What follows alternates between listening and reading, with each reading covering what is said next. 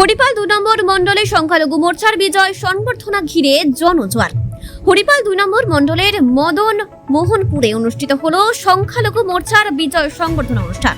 অনুষ্ঠানকে ঘিরে সকাল থেকে এলাকায় ছিল উৎসবের আমেজ। সাধারণ মানুষের ব্যাপক উপস্থিতিতে কার্যত জনসমুদ্রে পরিণত হয় অনুষ্ঠান প্রাঙ্গণ। অনুষ্ঠানে উপস্থিত ছিলেন আরামবাগ সাংগঠনিক জেলার সংখ্যালঘু মোর্চার সভাপতি শেখ মনোয়ার আলী। পাশাপাশি উপস্থিত ছিলেন জেলার সহ সভাপতি, জেনারেল সেক্রেটারি, কনভেনার এবং মন্ডল প্রেসিডেন্ট সহ দলের একাধিক নেতৃত্ব। তবে অনুষ্ঠানের অন্যতম আকর্ষণ ছিলেন শেখ মনোয়ার আলী।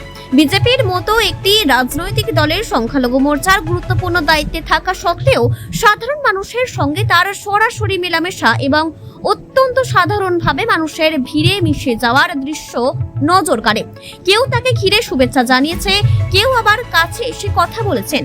আর সেখানেই স্পষ্ট হয়েছে দলের রাজনৈতিক পরিচয়ের পাশাপাশি সাধারণ মানুষের সঙ্গে তার ব্যক্তিগত যোগাযোগও যথেষ্ট জোরালো।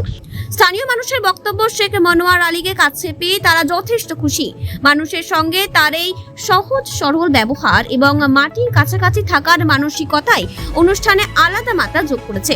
সব মিলিয়ে হরিপাল ২ নম্বর মণ্ডলের মদন মোহনপুরের এই বিজয় সংবর্ধনা অনুষ্ঠান শুধু রাজনৈতিক কর্মসূচি হিসেবে নয়, নেতৃত্ব ও সাধারণ মানুষের মধ্যে সরাসরি যোগাযোগের এক উল্লেখযোগ্য ছবি হিসেবেও উঠে এলো। হরিপাল থেকে নিউজ 10 বাংলার স্পেশাল রিপোর্ট। আমার মনে হয় আমাদের ভারতীয় জনতা পার্টি সেই উন্নয়নটা করতে পারবে না। কি উন্নয়ন করেছিল দিদিমণি? প্রত্যেকটা মুসলমানের ছেলে যুব ভাইদের হাতে মদের বোতল ধরে দিয়েছিল, মদ খাওয়া আর নারী নির্যাতন করে বেড়া, এটাই করেছিল মুসলমান দিকে।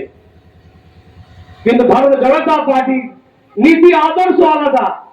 মায়ের দিকে মায়ের চোখে দেখতে হবে, বোনের দিকে বোনের। সভাপতি অনাহার আলী মল্লিক মন্ডল, অনাহার আলী মন্ডল এবং আমার জেলার ভাইস প্রেসিডেন্ট শেখ রূপম হোসেন এবং আমার জেলার জিএস তানসার আলী খান এবং আমার জেলার কনভেনার শেখ ইসরাফিল এবং আমার সামনের সারিতে বসে আছেন আর আমার আগে আছে বুথ সভাপতি। জানেন এখানে চাকরি অবশ্যই বলে। আপনারা দেখছেন পশ্চিমবাংলার উন্নয়ন একটার পর একটা হতে আরম্ভ হয়েছে। আপনারা বলুন যে অন্নপূর্ণা ভান্ডার, আমি বলবো আমার মুসলমান ভাইদের কথা ঘরে বলবো, মায়েরা যদি ভোট কিন্তু কেউ দেয় না, যে মায়েরা ভোট দেয় না তারাই অন্নপূর্ণা ভান্ডার আগে টাকা পেয়ে গেছে, আর যারা ভোট দিয়েছে তারা টাকা পায় না। কেন পায় না জানেন?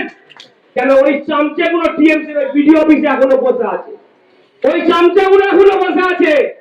যেন এদের বন্ধ করে দিলে তবে এরা যুদ্ধ লাগবে, বিজেপি পার্টিরা তাহলে আর থাকবে না, 5 বছরে শেষ হয়ে যাবে।